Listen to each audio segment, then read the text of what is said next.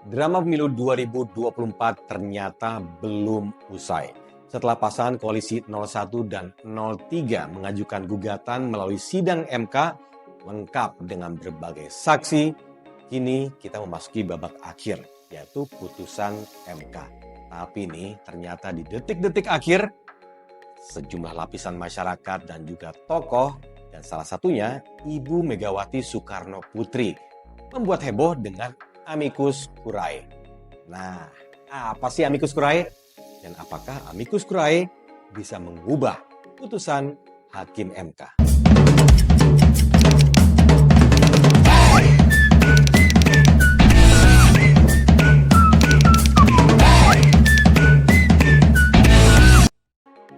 Amicus curiae jika diartikan ke dalam bahasa Indonesia dikenal sebagai sahabat pengadilan. Ini adalah tindakan yang dilakukan oleh pihak ketiga di luar pihak berperkara untuk terlibat dalam peradilan. Pada awalnya, amicus curiae berasal dari tradisi hukum Romawi yang kemudian diadopsi dalam sistem hukum common law. Dalam perkembangannya, penggunaan amicus curiae juga banyak ditemukan di negara-negara dengan sistem hukum civil law seperti Indonesia.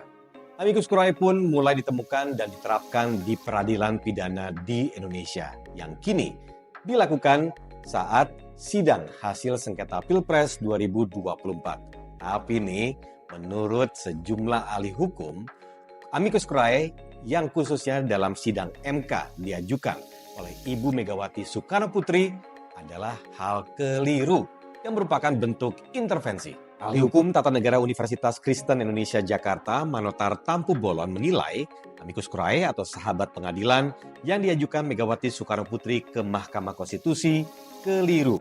Pakar hukum tata negara Fahri Bahmid juga berpendapat terkait upaya berbagai pihak yang mengajukan diri sebagai amicus curiae atau sahabat pengadilan, termasuk Ketua Umum PDI Perjuangan Megawati Soekarno Putri melalui Sekretaris Jenderal PDIP Hasto Kristianto.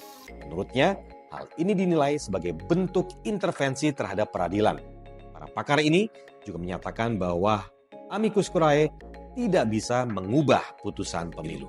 Dan yang terbaru, juru bicara MK Fajar Laksono menyatakan bahwa hingga saat ini total 33 pihak telah menyerahkan surat dokumen amicus curiae.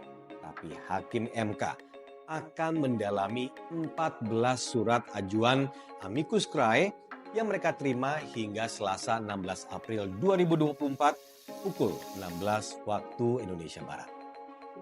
Dalam catatannya pertanggal 18 April 2024, total 33 pihak telah mengajukan dokumen amicus curiae, salah satunya Megawati Soekarno Putri, Habib Rizik, Din Syamsuddin, termasuk dari pihak yang mendukung Prabowo Gibran seperti jaringan aktivis demokrasi 98 hingga dari lapisan mahasiswa.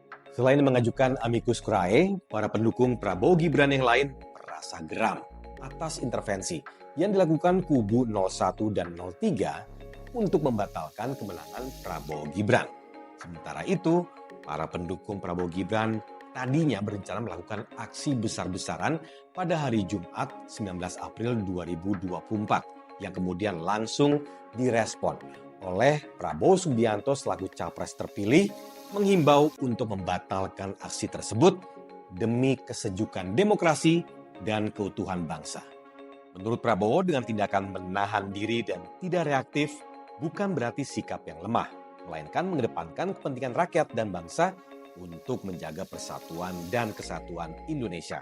Nah, senada dengan Prabowo, Komandan Relawan Tim Kampanye Nasional TKN Prabowo Gibran, Haris Rusli Moti, mengatakan pembatalan ini sesuai arahan Prabowo langsung. Meski terperangkap polemik dan drama sengketa Pilpres, kita berharap Hakim MK secara tegas menyelesaikan perkara ini seadil-adilnya dan juga mendorong seluruh pendukung para capres menahan diri demi keutuhan bangsa. Karena sudah pasti, apapun putusan MK nantinya tidak akan sesuai dengan harapan salah satu pihak. Saatnya kita move on, menerima dan mendukung apapun putusan MK nantinya demi demokrasi yang sejuk dan damai.